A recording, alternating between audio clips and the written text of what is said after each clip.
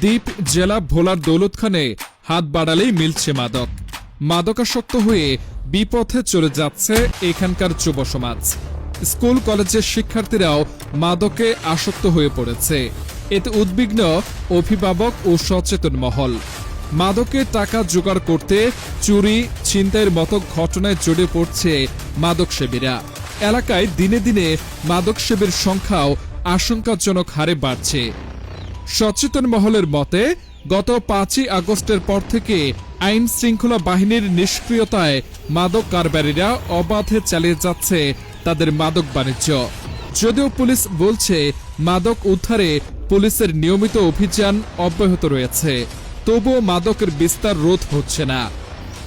দৌলতখানের পৌরশহর সৈয়দপুর 6, 7, 8, 9 নম্বর word, Char Khalifa union, Bhabanipur, Charpata, উত্তর জয়নগর সহ বিভিন্ন ইউনিয়নে মাদকের শতাধিক স্পট রয়েছে। এসব স্পটে মাদক দ্রব্যের মধ্যে ইয়াবা ট্যাবলেট, গাঁজা, ফেন্সিডিল বেশি বিক্রি হচ্ছে।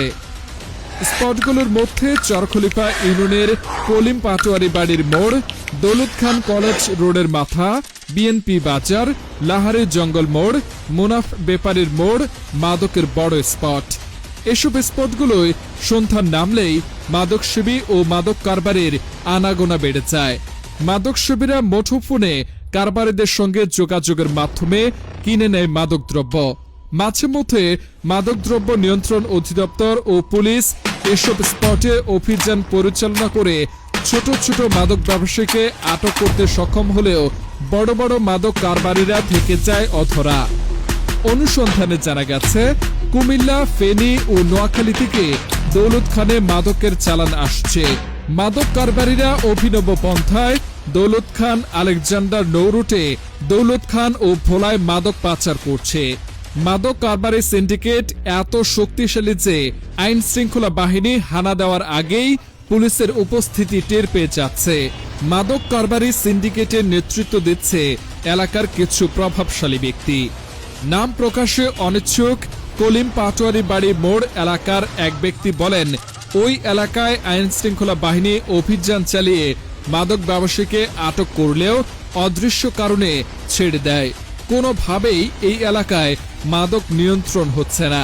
আমরা দৌলত খান উপজেলার প্রত্যেকটা নাগরিক, এই সমাজের প্রত্যেকটা মানুষ, আমরা সামাজিকভাবে চাই এই উপজেলাটা মাদক মুক্ত একটি উপজেলা হিসাবে প্রতিষ্ঠিত হোক। সেই ক্ষেত্রে উপজেলা প্রশাসন, সিভিল সোসাইটি, রাজনৈতিক কর্মী, পলিটিক্যাল পার্টি যারা আছে সবার এখানে কন্ট্রিবিউশনটা অতি জরুরি। এবং আমাদের দৌলত খান মহাদিনের গণমানুষের নেতা, বিএনপির সাবেক এমপি এবং বিএনপির মনোনয়নপ্রাপ্ত জনতা আলাদ হাফিজ ইব্রাহিমের একটি অঙ্গীকার যে মাদক মুক্ত একটি সমাজ ব্যবস্থা উনি এদেশের মানুষকে উপহার দিতে চান। এই জন্য আমরা তার প্রচেষ্টাকে স্বাগত জানাই। পাশাপাশি দৌলত উপজেলা প্রশাসনের চৌকিশ যে দক্ষতা আছে এবং চৌকিশ অফিসার, তারও আমরা আশা করি তারা তাদের সর্বোচ্চ আইনের ব্যবহারের মাধ্যমে এই উপজেলাকে মাদক মুক্ত হিসেবে তারা দেখাতে পারবে বলে আমরা বিশ্বাস করি। মাদক আসক্তির সংখ্যা দিন দিন বৃদ্ধি পাচ্ছে। প্রশাসনের কাছে আমাদের আবেদন, মাদক মুক্ত দৌলত খান চাই এবং মাদক যেন দৌলত খান থেকে নির্মূল করা হয়।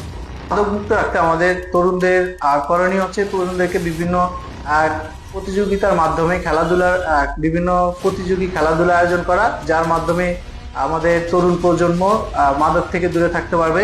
এছাড়াও আমাদের এই শিক্ষা অনুরাগী যে শিক্ষার্থীরা আছে তারা আমরা দেখতে পাচ্ছি মাদকের প্রতি বেশি আসক্ত হয়ে যাচ্ছে, কারণ তারা একাডেমিক্যালি যে পড়ালেখা করাটা সেটা ভালো করে করতে পারতেছে না। তো আমার জোর দাবি থাকবে প্রশাসনের প্রতি যে তাদেরকে বিভিন্ন কম্পিউটার প্রোগ্রামিং এর প্রতি তাদের ধাবিত করা, বিভিন্ন ধরনের কন্টেস্টের আয়োজন করা, যে কন্টেস্টগুলোতে তারা অংশগ্রহণ করে তাদেরকে মাদক মুক্ত রাখতে পারবে এবং মাদক মুক্ত থেকে তারা সমাজকে পরিচ্ছন্ন করতে পারবে। এ প্রসঙ্গে দৌলত খান থানার ওসি জিল্লুর রহমান বলেন, মাদকের বিরুদ্ধে পুলিশের নিয়মিত অভিযান চলছে। মাদকের বিরুদ্ধে আমাদের জিরো টলারেন্স। আমরা মাদক কারবারিদের নির্মূলে নিয়মিত অভিযান পরিচালনা করছি। ইতিমধ্যে বেশ কিছু সংখ্যক মাদক ব্যবসায়ী এবং মাদক সেবীকে আমরা গ্রেপ্তার করে আইনের আওতায় এনেছি।